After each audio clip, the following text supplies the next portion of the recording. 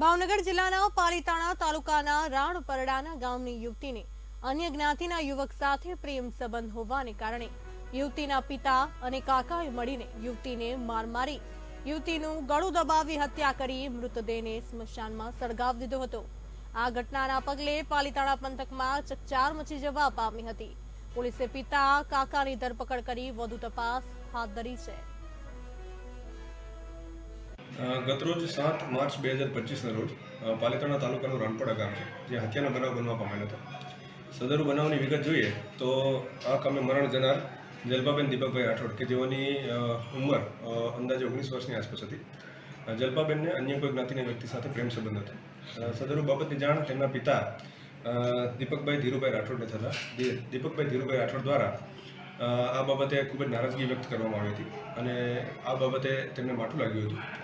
સદરુ પ્રેમ સંબંધની વાત છે એને ધ્યાનમાં રાખી એ વસ્તુની વાત છે એને દાજે રાખી તેઓ દ્વારા રાણપડા ખાતે 7 તારીખના સવારમાં રોજ તેમની દીકરી જલપાબેન દીપકભાઈ રાઠોડ છે તેઓનું ગળું દબાવી તેમની હત્યા કરવામાં આવેલ હતી।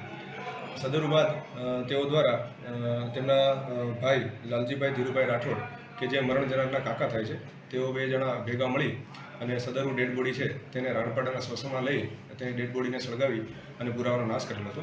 ત્યારબાદ આ કામે જ્યારે મર્ડર થતું હતું એ વખતે નજરે જોનાર સાહેબ અને મરણ જનારની નાની બહેન ધ્રુવાંશીબેનને આખો નજારો જોયો હતો।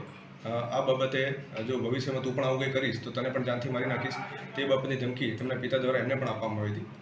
સદરુ આખી સમગ્ર ઘટનાને ધ્યાને રાખીને પુરાવાનો નાશ કરવાનું તેમજ ધાક ધમકી અને આજે મર્ડરની હત્યાને અંજામ આપ્યો છે। સદરુ બાબતે પાલીતાણા રૂરલ પોલીસ સ્ટેશન ખાતે સમગ્ર બાબતે ફરિયાદ નોંધવામાં આવેલી હતી। સદરુ બાબતે હાલ પાલીતાણા રૂરલ પોલીસ સ્ટેશનના પીઆઈ શ્રી રવિ રબારી દ્વારા સદરુ બાબતે તટસ્થ તપાસ ચલાવવામાં આવી રહેલ છે। સાહેબ, આ બંને જે આરોપીઓ છે તે આરોપીઓને પોલીસે ઝડપી પાડ્યા છે કે કેમ? હા, ગત રોજ બંને આરોપી દીપકભાઈ ધીરુભાઈ રાઠોડ તથા ભાવસંગભાઈ ઉર્ફે લાલજીભાઈ ધીરુભાઈ રાઠોડ છે તેઓની પોલીસ દ્વારા કાયદેસરની ધરપકડ કરવામાં આવી છે। સાહેબ, સમગ્ર મામલાની પોલીસને કઈ રીતે જાણ થઈ અને પોલીસે કઈ રીતે આમાં કામગીરી કરી છે? આજથી લગભગ 2 દિવસ પહેલાં આજે આરોપી છે ધીરુભાઈ રાઠોડ તેમની સાથે કામ કરતા એક વ્યક્તિ હતા। એ વ્યક્તિને ગામના લોકો દ્વારા જાણ કરવામાં આવી હતી કે આ રીતનું કંઈક શંકાસ્પદ મર્ડર અથવા તો શંકાસ્પદ આ રીતે ડેડ બોડીનો નાશ કરવામાં અથવા તો મર્ડર કરવામાં આવેલ છે એ રીતની એમને વાત મળી હતી। ત્યારબાદ તેમના મોસાળ પક્ષ દ્વારા આ બાબતે દીપકભાઈને પૂછવામાં આવેલ કે ભાઈ આ જે દીકરી છે એની તમે અંતિમ વિધિ કરી અથવા તો જે પણ કંઈ બનાવ બન્યું છે તેની જાણ અમને કેમ ન કરી? તે બાબતે દીપકભાઈ ધીરુભાઈ રાઠોડ દ્વારા એમને ગોળ જવાબ આપવામાં આવ્યો હતો।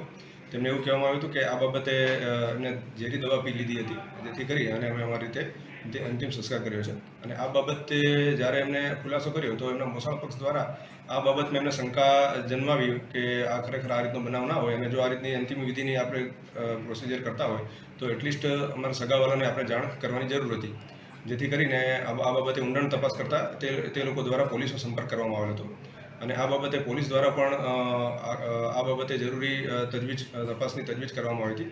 ત્યારબાદ આ બાબતે સ્પષ્ટતા થઈ હતી કે અમને આ રીતે 7 તારીખના રોજ આ મર્ડરનો અંજામ આપ્યો હતો।